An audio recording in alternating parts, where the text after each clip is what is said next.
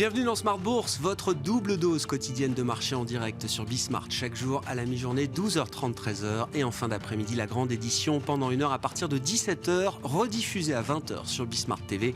Émission que vous retrouvez chaque jour en replay sur bismart.fr et en podcast sur l'ensemble de vos plateformes. Au sommaire de cette édition de la mi-journée, des marchés de taux qui prennent en compte les derniers chiffres d'inflation qui ont été parus ce matin pour la France et pour l'Espagne en zone euro notamment. On aura le chiffre global pour la zone euro ce jeudi, des chiffres qui montrent encore une certaine résistance de l'inflation, le moins qu'on puisse dire, puisqu'on voit même des chiffres d'inflation en France et en Espagne pour le mois de février qui marquent un rebond de l'inflation sur un an. Ainsi, l'inflation globale au sens harmonisé européen en France s'établit à 7,2% sur un an en février, contre 7% le mois précédent, et en Espagne, on passe de 5,9 à 6,1% selon ces mêmes indicateurs harmonisés au niveau européen.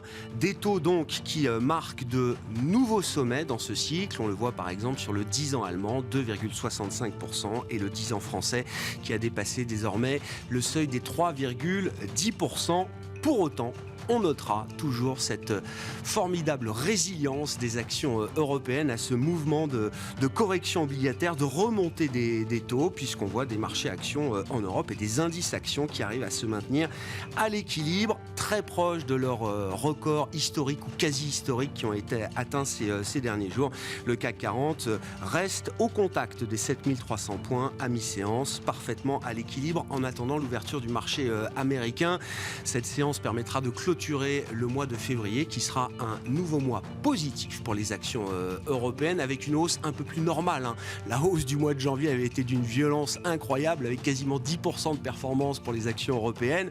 On sera sur une performance plus normale en ce mois de février avec des hausses entre 1,5 et 2,5, peut-être 3% même pour certains indices européens sur la période. L'Europe donc qui s'affiche comme un nouveau sweet spot boursier depuis quelques mois par rapport à des marchés américains un peu moins dynamiques qui afficheront d'ailleurs une performance négative sur ce mois de février. Nous parlerons largement de l'Europe avec nos invités, notamment Roland Caloyan, responsable de la stratégie Action européenne de Société Générale CIB, qui sera avec nous en plateau pendant cette demi-heure.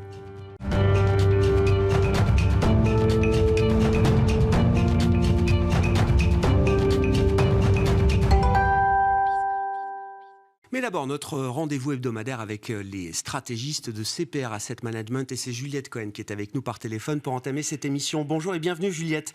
Merci beaucoup d'être avec nous. Vous mettez à jour chaque mois des scénarios tactiques de marché pour des horizons tactiques de 2-3 mois. Et donc, la dernière mise à jour a été opérée en cette fin de mois de février. Juliette, qu'est-ce qu'on peut dire peut-être de l'idée un peu prédominante dans ces scénarios de marché que vous réajustez régulièrement ? Est-ce qu'on a toujours l'idée que le processus de désinflation peut encore se poursuivre devant nous ?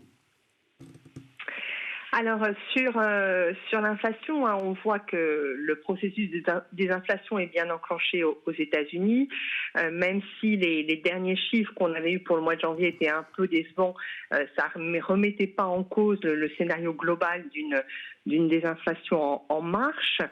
En revanche, pour l'Europe, on voit que la situation est peut-être un petit peu plus compliquée. L'inflation sous-jacente a continué à progresser au mois de janvier. Elle a atteint 5,3%.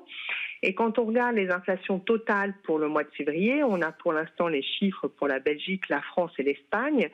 Et pour les deux derniers pays, France et Espagne, on a une réaccélération sur le mois de février. Donc on voit que en Europe, la situation est un petit peu différente, et qu'on n'a pas encore entamé clairement un mouvement de désinflation. Est-ce que c'est juste une question de timing pour l'Europe de ce point de vue-là, Juliette ? Est-ce qu'il y a quand même l'idée que l'inflation qu'on constate toujours en Europe, et effectivement certains pays affichent de nouveaux taux records d'inflation, est-ce qu'on a quand même l'idée que ce phénomène désinflationniste qu'on constate aux États-Unis va arriver en Europe dans les prochains mois ? Oui, tout à fait. Déjà, on a quand même la bonne nouvelle des prix de l'énergie qui partout en Europe refluent, que ça soit le gaz ou l'électricité. On a des bonnes nouvelles à attendre de ce côté-là.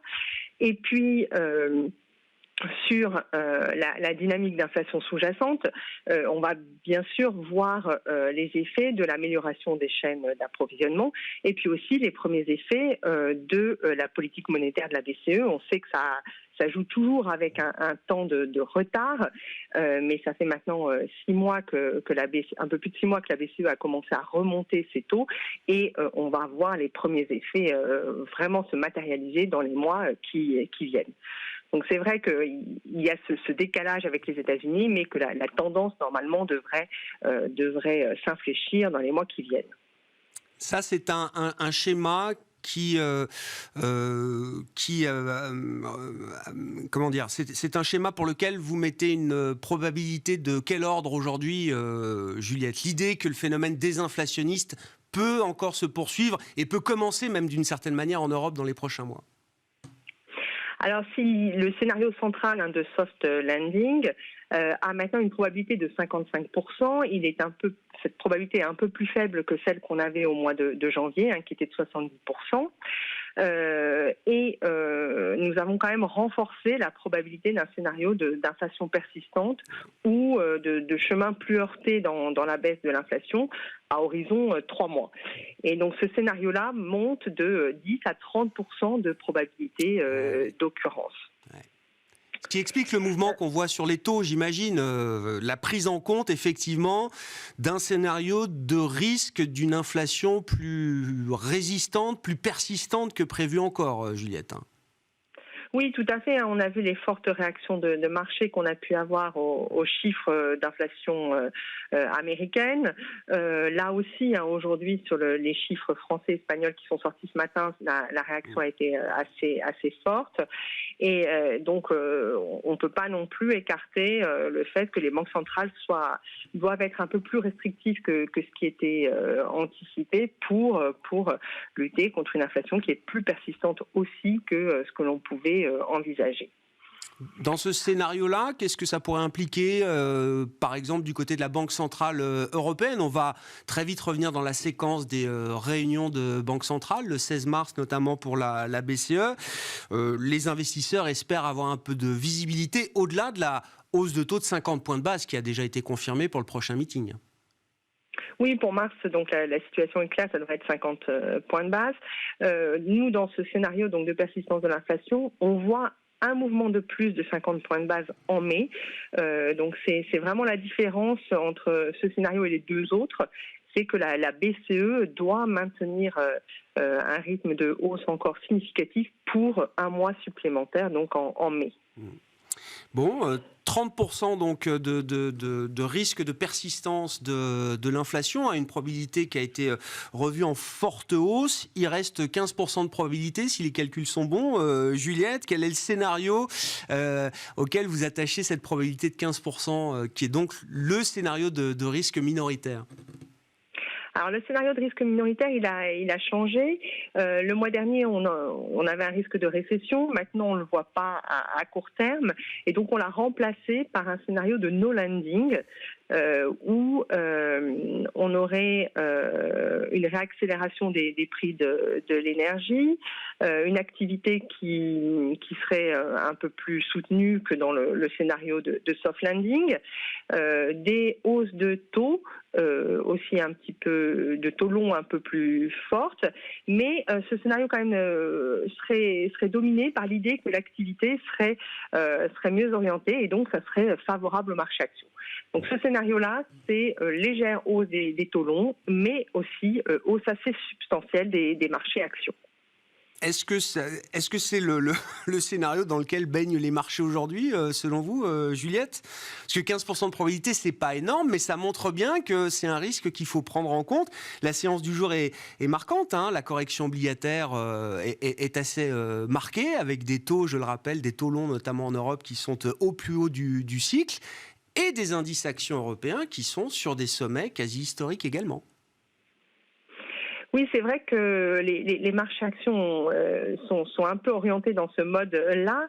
Il faut dire que les données d'activité sont plutôt bien orientées, les enquêtes de conjoncture aussi, et ce qui montre une relative résistance du cycle économique. Et en même temps, les marchés actions résistent bien puisque les résultats pour l'instant sont là. Il nous semble quand même que on devrait quand même voir une décélération donc de l'inflation et en même temps aussi des données d'activité peut-être un petit peu moins bien orientées, ce qui fait que le scénario de soft landing prendrait le pas sur ce scénario de no landing. Merci beaucoup Juliette pour cet éclairage et donc les prochains rendez-vous de Banque Centrale, 16 mars pour la BCE avec les nouvelles projections du staff de l'Eurosystème et puis la semaine suivante, la prochaine réunion de la Réserve fédérale américaine. Le marché pour l'instant est calé sur une nouvelle hausse de 25 points de base. On verra ce qu'il en est. La réunion de la Fed se tiendra les 21 et 22 mars prochains. Juliette Cohen qui était avec nous par téléphone, stratégiste chez CPR Asset Management.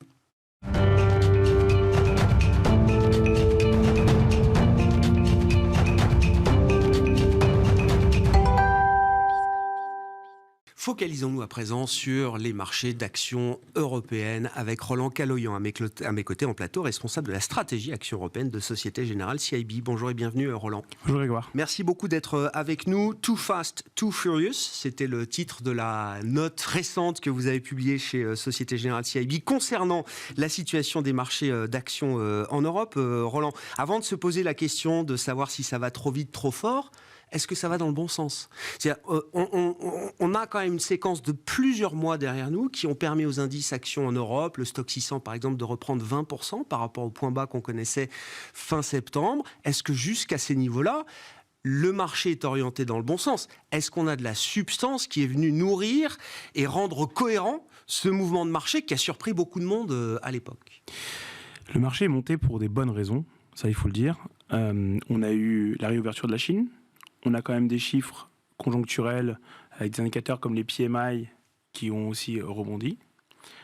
L'inflation, sauf les derniers chiffres, mais depuis quelques mois, donnait quand même des signes aussi de tassement. On a eu aussi des résultats qui sont plus ou moins bons, mais en tout cas, on n'a pas eu la catastrophe que certains pouvaient attendre. On a aussi passé l'hiver. Rappelez-vous les débats qu'on pouvait avoir en octobre, novembre sur est-ce qu'on va avoir des contraintes au niveau énergétique parce qu'on n'aura pas assez d'énergie. Donc on a réussi, on est quasiment en train de sortir de l'hiver. Enfin, un dernier point, il y a beaucoup d'indicateurs qui montrent aussi qu'avec la réouverture de la Chine, tout ce qui est problématique de chaîne d'approvisionnement, c'est en train de se résorber aussi. Donc tout ça, c'est que des bonnes nouvelles pour le marché action. Et donc, effectivement, on a un marché qui a surfé sur ces bonnes nouvelles. Après, on peut discuter de la vitesse à laquelle c'est allé. Mais en tout cas, toutes ces bonnes nouvelles étaient des raisons d'être plutôt acheteur et plutôt positionné sur le marché action fin d'année dernière ou début d'année. Et le marché les a déjà bien intégrés. Pourquoi est-ce que ça va aussi vite ?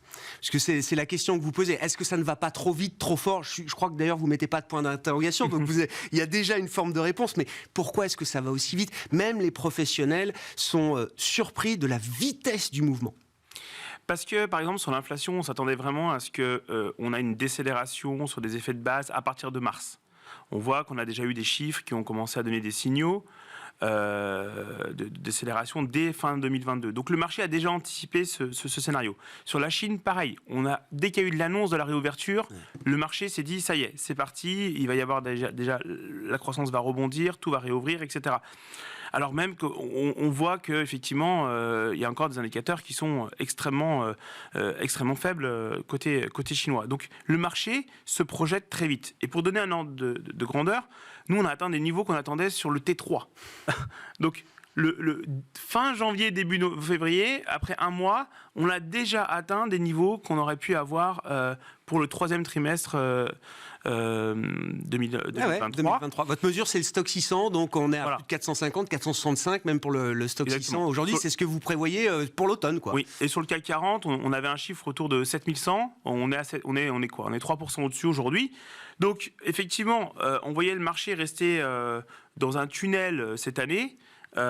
Avec un point haut qui est actuellement le niveau des marchés. Donc il y a effectivement ce qui est important aussi de dire, c'est que ce mouvement-là, ça a été fait énormément sur les multiples de valorisation. Oui. Donc le marché s'est revalorisé. Oui. C'est pas que les croissances ont été revues à la hausse.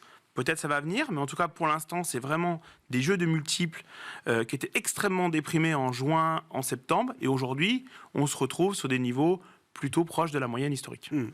Pourquoi est-ce que vous résistez à l'idée de réévaluer vos objectifs à ce stade, Roland? En plus, on sort quasiment de la période de publication de résultats. Donc, se pose la question de la valorisation des marchés après le re-rating. Quels enseignements on peut tirer justement des publications, des messages, des guidance? Est-ce qu'il y a quand même l'idée que les anticipations bénéficiaires peuvent être réajustées à la hausse, ou est-ce que non? On est déjà bien, on est déjà bien pricé de manière fair par rapport à ce qu'on peut attendre encore sur les prochains trimestres. Eh bien, nous, quand effectivement il y avait dans le marché un scénario assez déprimé sur la croissance, on avait un scénario où on allait éviter une récession ou avoir une récession vraiment très très faible. Et donc effectivement, par rapport à ce qui était pricé et par rapport à ce qu'on pouvait attendre, il y avait effectivement une opportunité pour nous d'achat. Que ce soit en juin ou en septembre dernier. Aujourd'hui, on n'a pas réévalué notre objectif de croissance. On ne dit pas qu'on va retourner sur les niveaux de 2%, 3% de croissance. Donc on a du mal effectivement à avoir des arguments pour revoir fortement à la hausse la partie croissance bénéficiaire. Ouais. Alors après, il reste, est-ce que les multiples peuvent continuer à tirer le marché? Bien écoutez, les multiples, il faut les comparer au taux. Et aujourd'hui, quand je fais ce petit exercice par rapport au taux allemand, vous l'avez dit, qui atteint encore des nouveaux plus hauts à 2,65, je me retrouve sur des niveaux de valorisation relatifs des marchés actions européens qu'on n'avait pas vu depuis 2010, 13 ans, qu'on n'avait pas vu le marché actions aussi cher par rapport au marché de taux. Donc, effectivement, si les taux venaient continuer à monter parce qu'on a des bonnes nouvelles sur le plan conjoncturel, parce que la BCE, c'est aussi quand même, à moins les mains liées pour pouvoir agir maintenant pour combattre l'inflation. On a vu les chiffres quand même de ce matin, n'étaient pas non plus très rassurants pour la BCE. Eh ben, on pourrait voir effectivement les taux continuer à se tendre. Et je pense qu'effectivement, au bout d'un moment, ça peut freiner, voire même commencer à contracter les multiples sur les marchés actions. Donc c'est pour ça qu'effectivement, moi je reste à l'aise plutôt avec mon tunnel, avec un point haussier à 460. On s'est posé la question, est-ce qu'après ce rallye, on a envie de se renforcer ou de prendre un peu de profit, de voir, d'attendre, de temporiser? On est plutôt envie de prendre des profits sur les poches qui ont très très bien fait, de temporiser et éventuellement d'attendre un meilleur point d'entrée dans les prochains mois. Ça, c'est le raisonnement clinique, fondamental du stratégiste. Quand vous regardez le positionnement des investisseurs, et vous avez des outils qui permettent de regarder ça, évidemment, précisément chez Société Générale CIB, est-ce que cette logique de pain trade, est-ce qu'elle est encore en place aujourd'hui? Est-ce qu'elle peut prévaloir encore? Parce que je crois que c'est ça qui surprend aussi beaucoup de monde. C'est l'idée qu'on est obligé de courir après le papier parce qu'on n'est pas assez exposé au marché européen. Et je le dis avec un peu d'enthousiasme, qui s'affiche comme le sweet spot boursier quand même des derniers mois. Et donc,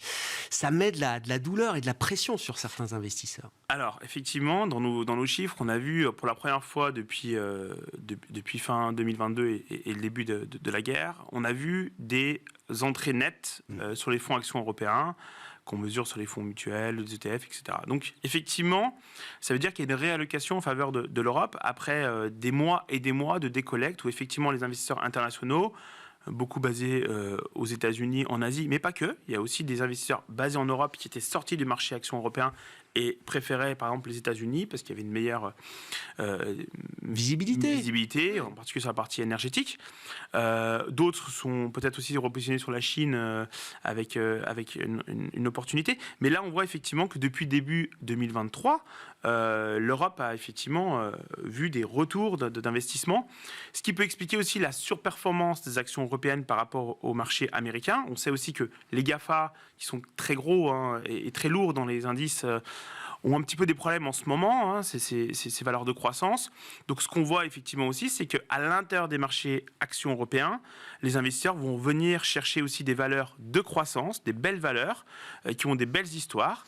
Par exemple des industriels, par exemple des valeurs du luxe, et c'est celles-là qui ont aussi tiré le marché sur les dernières semaines. C'est intéressant parce que, alors, on verra, c'est l'histoire qui nous le dira, mais il y a quand même l'idée que la perception peut-être du statut boursier de l'Europe est en train d'évoluer, vous le dites. Alors l'Europe, c'était forcément value. Il y a toujours des composantes value importantes et j'imagine que c'est peut-être intéressant toujours d'ailleurs en ce moment, mais cette idée de croissance, elle est assez nouvelle. Quand on regarde la composition des indices au sein de l'Eurostoxx, on voit bien qu'on a beaucoup plus d'entreprises de croissance aujourd'hui, en tout cas qui affichent des croissances bénéficiaires parfois autour de 10%. Quand il y a 10 ans, c'était les banques, les Santander, etc., qui n'étaient pas franchement des véhicules de croissance spectaculaires et très enthousiasmants d'ailleurs pour les investisseurs. Les choses changent et je pense que la perception met du temps aussi à s'ajuster peut-être à ces changements. Oui, alors après, pour ce qui est intéressant, on parle évidemment quand on compare les valorisations du marché américain et européen, on a tendance à comparer deux bêtes très différentes par leur composition sectorielle. Mais ce qui est intéressant, c'est quand vous regardez secteur par secteur, et là vous apercevez qu'il y a une décote aujourd'hui sur tous les secteurs en Europe par rapport au même secteur coté aux États-Unis. Donc il y a vraiment un effet effectivement, j'ai envie de dire européen ou américain, ça dépend comment on regarde, mais il y a vraiment un effet géographique sur les valorisations. Donc malgré effectivement le rebond qu'on a eu depuis le début de l'année et la surperformance des actions européennes, quand on regarde, on continue à avoir une décote. Et même dans le marché, cette idée aussi est importante pour ceux qui font du relatif et du positionnement géographique. Oui, la décote est en train de continuer commence à baisser avec la surperformance européenne, mais elle est de 30% par rapport au marché américain.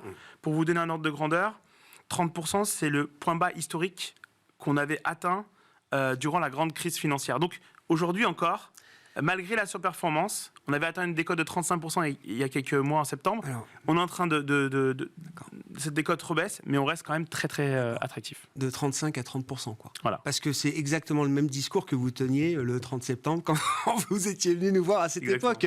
Donc on a réduit un peu, mais ça reste quand même un écart de valorisation de 30% entre l'Europe et les États-Unis. Bon. Comment on aborde cette nouvelle phase de marché en se disant qu'il y a peut-être matière à être encore investi quand même sur les marchés actions européennes derrière les multiples des indices. Qu'est-ce qu'on peut dire des écarts peut-être sectoriels en matière de valorisation et est-ce qu'il faut avoir l'idée de rotation peut-être dans les portefeuilles qui ont bien fonctionné jusqu'à présent? Alors, le grand thème de 2022, c'était défensif contre cyclique. Il fallait être défensif au début de l'année et puis la deuxième partie de l'année, il fallait avoir un positionnement pro-cyclique, ce qu'on était. Donc aujourd'hui, on prend un peu de profit sur notre positionnement, ce qu'il fallait avoir aussi au début d'année.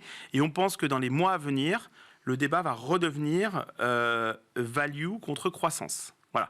Pourquoi ? Parce qu'effectivement, il y a l'aspect taux qui est en train de se mettre en place. Et puis, quand on regarde un petit peu dans le marché, c'est intéressant parce qu'on peut se dire, voilà, le marché est légèrement en dessous de sa moyenne historique, c'est assez attractif, etc. Mais si vous regardez dans le détail, sur une trentaine de secteurs, vous avez les 3/4 de secteurs qui sont déjà à la moyenne, voire au-dessus. Ah, d'accord. Donc, si effectivement le marché semble si attractif, encore européen, c'est parce que vous avez quelques secteurs qui se traitent avec une forte décote par rapport à leur historique. Donc, c'est les secteurs value, l'automobile, les financières, l'énergie, par exemple, qui aujourd'hui se traitent avec des multiples extrêmement faibles par rapport à leur moyenne historique. Donc c'est là où effectivement on va trouver de la valeur aujourd'hui et qu'on va essayer de positionner les portefeuilles. Bon, et la période de publication valide l'idée que dans ces secteurs-là, les entreprises de ces secteurs affichent des résultats qui peuvent justifier peut-être une revalorisation de ces secteurs value encore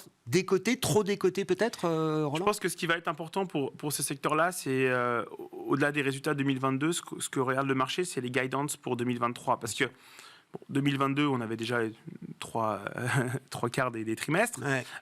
Sur 2023, des questions vont se poser en particulier sur les marges, quand on pense par exemple à un secteur comme l'automobile qui a un niveau de marge très très très très important. Je mentionnais tout à l'heure en préambule que sur la chaîne d'approvisionnement, il y a des améliorations. Donc la question, c'est est-ce qu'on va pouvoir faire tourner les usines à plein régime? Est-ce que la production va réussir à rattraper l'offre qui reste très importante sur les voitures électriques, mais pas que, donc sur la demande de voitures. Donc les questions vont se poser là. Sur un secteur comme l'énergie, évidemment, le prix du baril, qui est quand même relativement bas, qui a bien rebaissé. Donc avec la réouverture de la Chine, est-ce qu'on va avoir une demande beaucoup plus vigoureuse? Parce qu'il faut avoir en tête quand même que les Chinois vont reprendre leur voiture, aller travailler, puisqu'on a une réouverture assez importante, revoyager aussi. Donc tout ça va certainement aussi stimuler la demande de pétrole. Et donc, quid du prix? Quid de la réponse sur la partie aussi offre? Parce qu'on sait qu'elle est relativement limitée, en particulier par l'OPEC, etc. Donc, moi, je pense effectivement que les investisseurs se posent beaucoup de questions sur ce secteur-là. Ce qui explique la prime de risque qu'on peut avoir, la décote qu'on peut avoir. Et c'est cette décote-là qu'on a envie, nous, d'aller capturer. Ouais. Je comprends.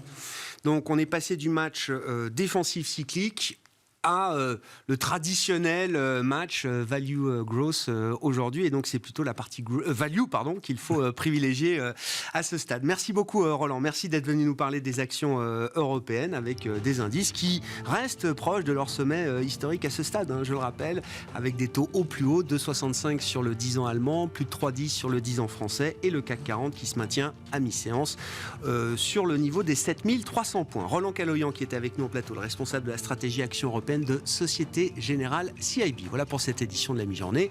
On se retrouve à 17h en direct sur Bismart.